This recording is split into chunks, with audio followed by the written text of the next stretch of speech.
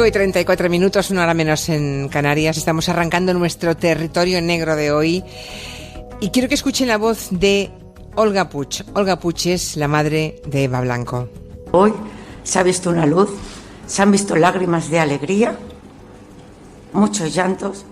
Sé que la Guardia Civil ha llorado con nosotros, me conmovió muchísimo. Y para ellos, toda mi vida será mi respeto hacia ellos, hacia esas personas que les dieron una lana con muchos nudos y poco a poco durante 18 años han ido quitando nudo tras nudo y hoy se ha quedado deshecha. Mi agradecimiento total. Son las palabras emocionadas y emotivas de agradecimiento que dedicó Olga Puig, la madre de Eva Blanco, al equipo de la Guardia Civil, que el jueves, después de 18 años de búsqueda incesante, detuvo al asesino de su hija Eva. La Operación Pandilla se llamó así. Es la historia, no sé cómo decirles, casi de una obsesión. La obsesión de un grupo de guardias civiles por dar como fuera con un criminal que ya imaginamos que se sentía impune. Casi 20 años después, él debió creer que vivía ya a salvo de cualquier investigación. Recordemos que el crimen estaba a punto de prescribir, lo hacía dentro de un año y medio. Y por tanto, había ya muy pocas posibilidades de dar con el asesino. Bien, uno de esos agentes, a los que tanto agradecía la madre de Eva Blanco, emocionada, ese esfuerzo de lustro tras lustro y así 18 años, es uno de los pocos que permanece en el grupo de homicidios de la Guardia Civil desde el primer día en esa Operación Pandilla. O sea, en el minuto cero él ya estaba allí. Hoy Luis Rendueles y Manu Marlasca, muy buenas tardes. Hola. Hola, buenas tardes. ¿Qué tal? Hoy se han traído a Joaquín. Joaquín, buenas tardes. Buenas tardes, Julia.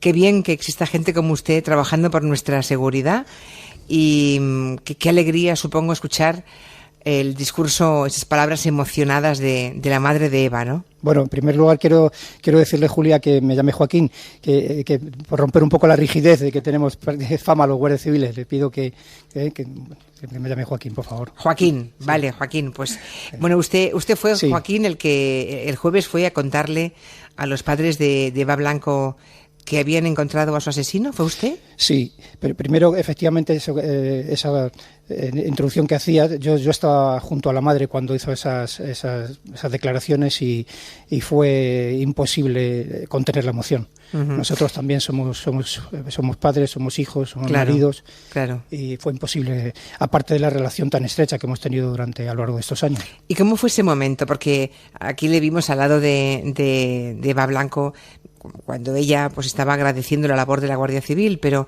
hubo un momento antes, en privado, en que usted, no sé si solo o en compañía de otros compañeros de la Guardia Civil, fueron a casa de Olga y le dijeron, lo tenemos. ¿Cómo fue? Cuéntenoslo. Bueno, pues la verdad es que no fue un encuentro más. Se incorporó en esta entrevista, se incorporó también un psicólogo nuestro de la Dirección General, especialista en ayudas y fue el jefe de la unidad. Y fuimos 4 miembros del grupo. Al final pues nos juntamos, todo el grupo. Manuel, pues en cuanto nos vio, realmente no tuvieron mucho tiempo de reaccionar, pero sí que se sorprenderían a vernos allí a 7 guardias civiles. Entonces, pues ya le digo que tiempo de reaccionar no tuvieron tampoco. La misión fue todo bastante rápido. ¿Cómo se lo dijisteis? ¿Qué exactamente qué le dijisteis? Pues la verdad es que todo es un poco escueto, ¿no? Nuestro capitán le dijo, no con la voz rota, en fin, le hemos detenido al asesino de vuestra hija. Y supongo que Olga debió de abrir, Olga y su marido debieron abrir los ojos enormemente y os coserían a preguntas, supongo. Pues no, todo lo contrario. Se quedaron, la verdad es que asimilar pues toda esa emoción que has tenido durante tantos años en pocos segundos, la verdad es que no, fue todo lo contrario. Ya. Julia, únicamente nos preguntaron una cosa. Le dijeron, ¿le conocemos? Claro. Porque hay que tener en cuenta que a lo largo de todos estos años, sobre todo al principio, en fin, la investigación pues, se prevía en el entorno del pueblo, el entorno familiar, y ahora, yo precisamente ahora tomo conciencia de que el pueblo ha estado, la familia, el pueblo, pues con esa incertidumbre, mirando de reojo al vecino, al convecino, etcétera, ¿no? Y entonces, claro. cuando únicamente le dijimos que no le conocían de nada, y fue un alivio, eso sí, en ese sentido sí. Es curioso. Enorme, sí. Decía la madre de Eva Blanco en esa rueda de prensa que acabamos de escuchar, el pequeño fragmento, que hace 18 años se encontraron a una especie de madeja, ¿no?, llena de nudos, y que pues han ido sacando un nudo y otro y otro y otro. Yo no sé qué le parece a Joaquín y a todos los compañeros de la Guardia Civil la metáfora, la comparación que hace ella. ¿Tuvisteis realmente esa sensación cuando empezó la investigación? O sea, cuando hace 18 años, ¿imaginabais que iba a ser tan complicada y tan larga? Bueno, no, la verdad es que la metáfora es muy adecuada que ha hecho la madre, además de una forma muy espontánea. Y bueno, pues cuando empieza la investigación, principalmente los peores casos de resolver son los que no tienen relación autor-víctima. Y por la escena que presentaba, pues parecía que podía ser, que no correspondía a lo que es la escena de un depredador que ha salido de caza, como tuvimos, si recordáis, unos años antes, no recuerdo exactamente, el caso de Olga Sangrador en Burgos, en el que salió de permiso un individuo con Valentín Tejero, y alquiló un coche y el mismo día y paró en un pueblecito, pasó por el que cruzaba se secuestró a una niña y apareció. Y la escena en la que apareció el cadáver, pues a esta persona evidentemente no solo no puede morbo, sino que le da igual. O sea, la escena que te encuentras pues es de desalineo, desde el propio secuestro, que ya es una escena violenta, hasta la aparición hasta la muerte, pues imagínese, ¿no? Y sin embargo, en el caso de Eva no. Eva apareció totalmente impolutamente vestida. De hecho, a mí particularmente pues nos sorprendió muchísimo que cuando nos comentaron que había flujos de una persona varón, o sea, semen de varón, efectivamente, sí. Tanto en vagina. Entonces, pues aquello fue una sorpresa tremenda, porque además recuerdo que era un pantalón a modo de pitillo, lo recordaré toda la vida, muy ajustado, y una bota Salomón también muy complicada. Entonces aquello, pues nosotros tenemos ese concepto de decir, bueno, aquí no ha habido nada de agresión. Pues fue una sorpresa tremenda cuando nos dio el laboratorio. El asesino se tomó la molestia de vestirla otra vez completa y de recolocarlo todo. Bueno, así apareció. Ya. Sí, desgraciadamente, algunos detalles que se llevaría Eva, más los que nos oculte el autor, pues algo nos faltará al final, ¿no? Pero yo particularmente, no sé lucubrar, ¿no? Pero posiblemente si apareció con heridas de arma blanca, luego el armado iba con un arma blanca, pues probablemente pues se la intimidó y pues con alguna excusa la abordaría con lluvia y eso te iba a decir, Joaquín, tuvisteis mala suerte porque llovió muchísimo la noche del crimen, casi no había huellas. Y eso borró, ¿no? Claro. Eso borró huellas. Y encontráis una huella de un zapato, ¿no? Sí, parcialmente, había media huella. Estaba lo que es el vierteaguas de la carretera y luego el cemento de ese vierteaguas, y donde acababa todavía no había césped porque estaba en construcción la zona, no había césped, y dejó pues prácticamente la parte delantera de un zapato, que se llama un castellano, un zapato liso, un zapato de vestir liso. Dejó media huella, difícilmente para... Del 42, ¿no? Que estuvisteis pensando, mirando los pies del 42. De todo el pueblo, ¿no? Claro. Sí. ¿Y cuál fue la primera línea de investigación, entonces? Bueno, pues tomando ese punto de partida, pues tenga en cuenta, Julia, que una cosa que nosotros cuando nos encontramos con una persona, nosotros desconocemos totalmente su vida y lo que hacemos es reconstruir su vida, su entorno más directo, sobre todo cuando no hay nada directo. Quiero decir, por ejemplo, si ya la familia o alguien en el entorno dice, mira, había una persona que le mandaba anónimos, que la acosaba o lo que fuera, pues ya tenemos una pista, pero cuando no hay nada de esto, pues efectivamente no queda más remedio que reconstruir. De ahí viene el nombre de pandilla. Enseguida nos encontramos, cuando reconstruimos sus horas más inmediatas anteriores al hecho, a la muerte, pues efectivamente pues nos encontramos con una pandilla de jóvenes que coincidía principalmente con gente del instituto y son los que habían estado las horas previas con ella y ahí está, Operación Pandilla. Y luego el entorno del instituto, y eso se fue ampliando con el tiempo. al entorno laboral del padre y a la propia ciudad. Se imaginan, o sea, al final conseguisteis como 2.000 ADNs leído distintos, ¿no? No, lo de 2.000 ADN, Julia, es otra cosa. En el año 99, por iniciativa del propio pueblo, ahí nosotros no intervinimos directamente, sí se judicializó luego, se trató de judicializar el pueblo de motu propio, una iniciativa propia, pues hacían unas reuniones semanales en la plaza, pues dijeron que hicieron unas urnas, todo eso fue iniciativa municipal, hicieron unas urnas y de forma voluntaria, pues vecinos del pueblo y del entorno fueron rellenando su documento y aportando su muestra de ADN, y aquellas urnas acabaron en el juzgado. Y bueno, luego hay muchas circunstancias, porque si no recuerdo mal, en aquella época el ADN, por decirlo de cierta forma, pues estaba en mantillas. Recuerdo una prueba de ADN, creo que costaba cerca de €500,000, 3.000 euros. Había una partida del Ministerio del Interior de 600.000 euros, de 100 millones de pesetas entonces, para para hacer esos ADNs que nunca se llegaron a hacer, nunca se llegó a hacer esa prueba de ADN. Pero ese mismo año que se hace los 2.000 voluntarios del pueblo que ceden el ADN, que en las urnas del ayuntamiento, es el año que se va Ahmed, desaparece del pueblo en el 99, ¿no? Sí, se marcha. Efectivamente. Es el año que él se va. Bueno, ¿qué papel ha jugado la prensa en ese tiempo? Y ahora les pregunto a Manu y a Luis. La prensa mal papel, como siempre. ¿Mal papel? ¿Por qué? A ver, ¿qué hemos hecho de mal esta vez? Yo creo que el caso de Eva Blanco ha estado vivo, pero ha estado vivo porque, y esto es una experiencia personal que tanto Luis como yo tenemos. Luis y yo conocemos esa comandancia desde esa época aproximadamente, ¿no?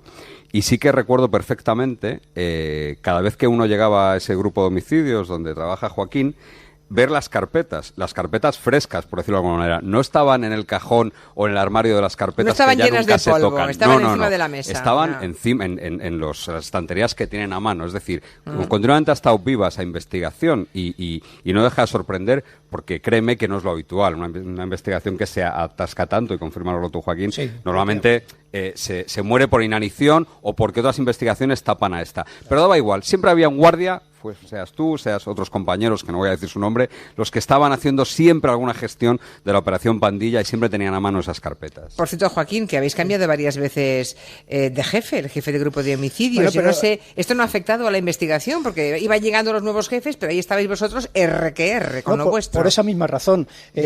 Nuestro capitán que tenemos actualmente, pues ha comentado ahora estos días públicamente que el comandante Rojero, cuando abandonó, que estuvo con nosotros de teniente, de capitán, cuando abandonó por circunstancias lógicas de promoción el puesto, pues le pidió de una forma especial, por favor, no me dejes el caso de Eva Blanco. Quiero decir que efectivamente es así, eso es así. ¿Algún compañero de Joaquín se ha jubilado y ha visto cómo poco después de jubilarse se ha producido la detención? Qué alegría, le habréis llamado, supongo, ¿no? Por supuesto. Para darle, hombre, claro. Y nunca tuvisteis tentación de arrojar la toalla, ¿no? Decir, bueno, esto es imposible, ya han pasado tantos años que no. No, arrojar la toalla. Si nosotros trabajáramos, no en pesimismo, pero no avanzaríamos. Nosotros vamos con ese convencimiento. Y ahora, en estos días, desde que se produjo la detención, yo particularmente he pensado que, no sé si parte de la familia, Manuel, el padre, sí que es verdad que cada vez no veía, bueno, yo sé que vosotros trabajáis, seguís, pero el entorno y el pueblo, yo creo que la percepción que yo tengo era que pensaban que no se sacaba.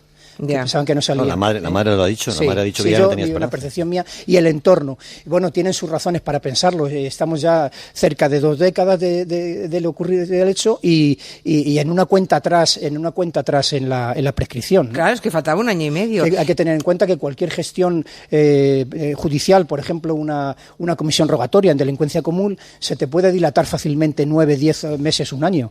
O sea que efectivamente en una cuenta atrás real. Vamos a contar una cosa que les va a interesar mucho a los oyentes. Todo esto empieza, digamos, a acercarse al final que todos conocemos, que es la detención del asesino, del presunto asesino, hace un par de años, cuando un teniente de la Comandancia de Madrid lee un artículo en una revista y en ese artículo se cuenta que la Universidad de Santiago de Compostela tiene un equipo magnífico que puede dar características físicas de una persona con una muestra de ADN. Es decir, características como el color del pelo, el color de los ojos, incluso un posible origen.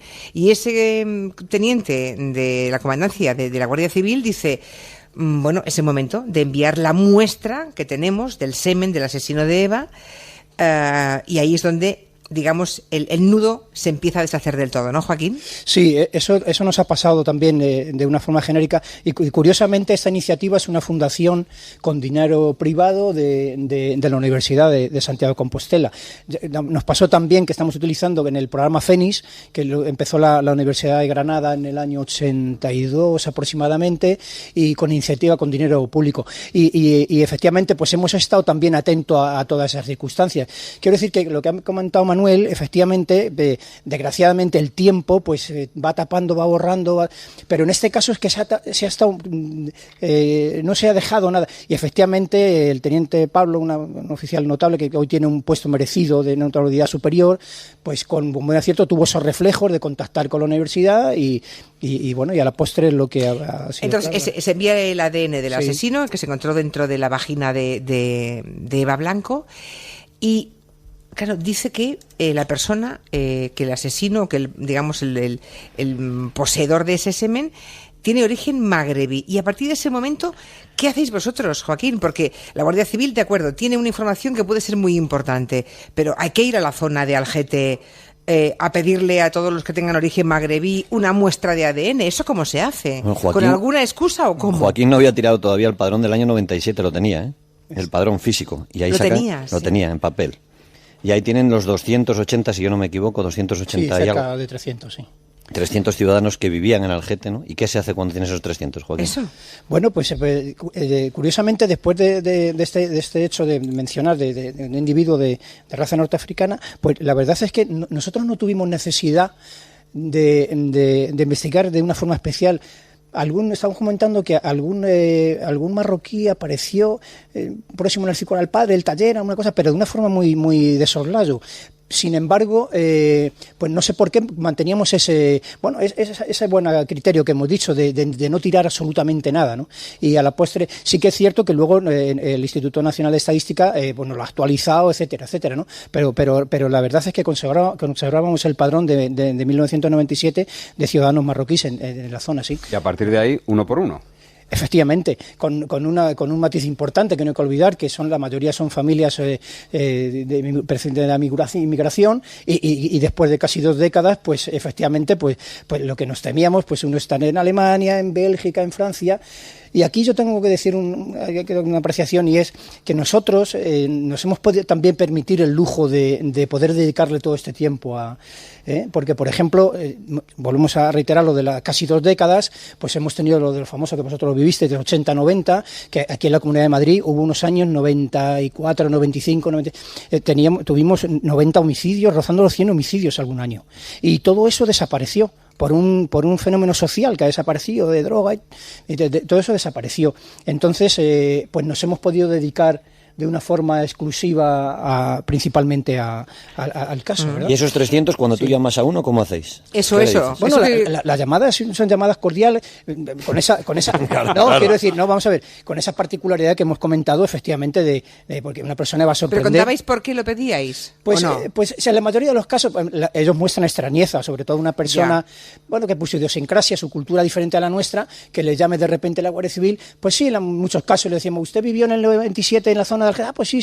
Pues mire, usted es en relación a esto, por ejemplo, ¿no? Y una persona que tenía cierta cultura, lo entendía, pues usted vivió, ¿recuerda lo de? Ah, pues sí. Pues no se preocupen, yo en ese sentido colaboro lo que haga falta. Les estaba comentando, Julia, que para nosotros ha sido una gratísima sorpresa que la colaboración de la Nación Marroquí ha sido excepcional. O sea, los 300 no pusieron ningún problema. Excepcional. Menos Qué uno. bien. 299. Qué bien. Te confesaba. Estupendo, porque eso nos da idea, ¿no? No, de que, no, es cierto. A mí me ha sorprendido claro, la idea de su inocencia, seguramente, pero efectivamente, todos eran inocentes, Sí. pero cuando llega el resultado de ADN de un hermano del presunto asesino, es cuando veis todos que hay una coincidencia altísima. O sea, os encontráis ante alguien que no es el asesino, pero que desde luego está muy emparentado, muy de cerca con el asesino. Sí. ¿Y qué hacéis en ese momento? Bueno, pues en esa famosa prueba 90 que se ha dicho, que salta esa incidencia positivo, pues efectivamente nos comentan que hay una alta probabilidad, pero nosotros con mucha cautela, entre otras razones porque primero pensando en esos 18 años, no vas a tirar 18 años de trabajo por precipitarte, además sería de poco inteligente, ¿no? Claro, hacer otra claro. cosa. Entonces, pues efectivamente, pues hacemos una vez que nos dicen este positivo, pues en fin, hacemos un organigrama de la familia y bueno, pues... Pero ese organigrama, entiendo, Joaquín, Sí. que lo hacéis preguntándole a ese positivo, diciéndole, Sí. oye, Al ¿qué hermano. familia tienes? ¿Qué familia te queda? ¿Qué... Efectivamente, eso no es, de hecho, de una relación, de una entrevista normal y formal, sin mayor trascendencia, efectivamente. Pero también hay que tener en cuenta que estamos hablando de ADN, de personas, en fin, que podía ser un hijo que no conociera a los otros hermanos. Todo esto es muy delicado, ¿no? O sea, es decir, que quedan siempre esa duda. Hasta que os dice que él tiene un hermano que está en Francia, pero que hacía 18 años vivía muy cerca de Algete, ¿no? Ya. Y Sí. ahí es donde se sigue abriendo camino, se acerca, ¿no? Se va estrechando el cerco. Y en esas estamos, efectivamente. En esas estamos. No, ¿en estas estáis ya? No, No, ya estáis en otras. no, hombre, Ya estáis en está otras. detenido, Joaquín. Bueno, sí, está detenido en orden en una búsqueda internacional emitida por la juez del juzgado número 4 de Torrejón, que por cierto tengo que decir que también ha ocurrido como en los oficiales que han mencionado, como los jefes y como otros compañeros, ¿no? Han pasado diversas jueces por el caso, y esta última juez tengo que decir que ha sido una colaboración magnífica, estrecha y en pro del buen resultado. Has pasado muy rápido por todo esto. Por esta parte has pasado muy rápido. Yo sé que llevas 36 años resolviendo homicidios. Sé que este no es un homicidio más, desde luego, pero me imagino, no sé cómo llamarle, si subidón o qué, cuando de repente ves que estás ya al lado, que estás tocando al que ya lo tienes. Bueno, pero nosotros tenemos que ser fríos por eso que te he comentado, es decir, no adelantarte. El individuo todavía no está aquí. Una vez que esté aquí en suelo español y hagamos el protocolo, etcétera, pues ya hablaremos de otra manera, ¿no? Pero ahora, bueno, hay un alto indicio, efectivamente, y bueno, pues vamos a ver qué pasa. 54 años tiene el presunto asesino, ¿verdad? Hamed Gert. Tiene 54 años, tiene 2 hijos, está fuera de España desde el año 99. Se supone que va a ser enviado a España, ¿no? Expatriado. En cuestión de 10 días. En cuestión de 10 días. Un poquito menos igual. Ya. Joaquín, ¿va usted a verle? Pues no lo sé, no sé si me tocará esa gestión o no. Venga ya. ¿Eh? Venga ya. Bueno, ¿Te pues vas a privar de verle? 18 años después. No, quiero decir que vamos a ver, que nosotros trabajamos en grupo, entonces, bueno, pues cada uno tiene su cometido y a lo mejor no coincidimos en esa... Ya. ¿Cuántos vasos con ADN y cuántas pruebas de alcoholemia y cuántas cosas han hecho en el gente Bueno, pues y en la zona de la Nacional 1? es complicado resumir 18 años de gestiones activas, es muy complicado. Luis no se refiere a las oficiales. No, me refiero a esas que de pronto te ponen un vaso y alguien se queda con ese vaso, ¿no? Había más controles de alcoholemia en el gente que en ningún sitio. La gente del pueblo estaba ya cansada de... Claro, es que, claro, es que nos han contado, como llevamos, Joaquín, tantos años, casi 7 años, 7, ¿no? Ya, sí. Con Marlaska y Rendueles, hemos conocido de tan primera mano y tan buena como es la de ellos, la crónica negra, que ya no sabemos todos esos trucos, ¿no? De Le pronto, vamos a meter en un lío. cuando en una zona hay mucho control de alcoholemia, igual es que hay alguien buscando un ADN, ¿no? No, vamos a ver, bueno, yo sé que lo decís con cierto tono de jocosidad ahora que estamos un poco en positivo, pero nosotros hemos trabajado siempre ajustándonos a la legalidad vigente y no en ese sentido. ¿Y qué le espera ahora a Hamed si se demuestra que él es el asesino? Bueno, pues todos esperamos que una larga condena. 20 años, ¿no? Bueno, 20 años que se va a comer. Solo firmarían, sí. ¿Y el juicio se prevé, Manu, no sé si lo sabéis, Manu y Luis, o no? No. Yo le quería preguntar a Joaquín la explicación de esa noche, que no tenemos todavía, que se llevó Eva, por desgracia, buena explicación. Una buena parte es que el hermano del asesino, del supuesto asesino, vivía cerca del sitio donde atacan a Eva, ¿no? Puede ser. Todo eso entra dentro de lo que he comentado antes, que desgraciadamente se lo llevaría Eva, porque ahí hay una despedida de una amiga en un punto a una hora y la aparición en otro, en el estado que ya todos conocemos. Entonces, ahí hay unas horas, hay un tiempo, y bueno, pues una parte se lo lleva Eva, desgraciadamente, y otra pues la tendrá el autor. A ver, en fin, siempre nos faltará algo de saber, algún matiz, ¿no? Pero sí que era un cazador, entonces, era un depredador, ¿no? O por lo menos salió con esa idea. Bueno, a lo mejor si utilizas ese adjetivo, a lo mejor el cazador, bueno, pues piensas que después, según hemos comprobado, parece que no ha habido después más ataques. ¿No ha atacado en 20 años? ¿No ha atacado en 18 años? Que tengamos conocimiento hasta la fecha, no sé si luego habrá una sorpresa en ese sentido, no. Y en cuanto a meses anteriores, aquello se miró muy bien, entonces estamos en que tampoco, no lo relacionamos con un hecho similar, o por lo menos agresión sexual en aquella época que pudiera llevar indicios. Parece que fue ocasional. Pues Joaquín, aquí donde le escuchan, lleva más de 30 años en el grupo de homicidios. Seguro que ha resuelto centenares de asesinatos. Me cuentan, Joaquín, que está usted ya próximo a la jubilación. Bueno, a la jubilación tengo una situación ahí personal un poco, desgraciadamente, pues un poquito mala suerte.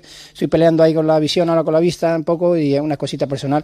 Pero sí que es cierto, no, tal vez lo decía enfocado, Julia, a un caso de este tipo, que efectivamente, como todos entendéis, se da pues muy de tarde en tarde. Dios, hay una cosa que no hemos dicho y quería decir muy rápido. A la vez que estaban investigando, Joaquín y su gente cada semana, cada mes iban a ver a los padres. Se ha hecho hoy una labor también inmensa. Joaquín sabe toda la vida de Manuel y de Olga, sabe los problemas que han tenido en el trabajo, sabe que van a ser abuelos, por cierto. Y van a ser abuelos en enero otra vez. Sí. ¿No? Sí, y han tenido una delicadeza extraordinaria durante todos estos años con ellos. En esa entrevista que mencionabas al principio, Julia, pues la verdad es que en ese tracto que nos quedaba, hacíamos esos silencios, pues se abrazaban los dos nietecitos y nos enseñaba, y ahí todos nos aferrábamos a esa vida presente y futura, ¿no?, de esos dos nietecitos, y allí nos aferramos a eso, sí. Pues Joaquín, nos ha encantado conocerle un poco de cerca. A través de Marlaska y Rendueles tenemos idea de cómo es la gente que mira por nuestra seguridad, la gente que nos protege, pero de vez en cuando tener a alguien sentado a nuestro lado y alguien tan importante como usted, pues nos acerca mucho más. Ya no es un miembro de la Guardia Civil, sino es alguien con nombre y con una voz y con una experiencia y con una manera de hacer y con un estilo de contar. Gracias en nombre de todos. Hasta pronto, Joaquín. Igualmente, un saludo, Julia. Gracias. Luis, hasta la semana que viene. Adiós. Manu, adiós. Son las 6, tiempo de noticias.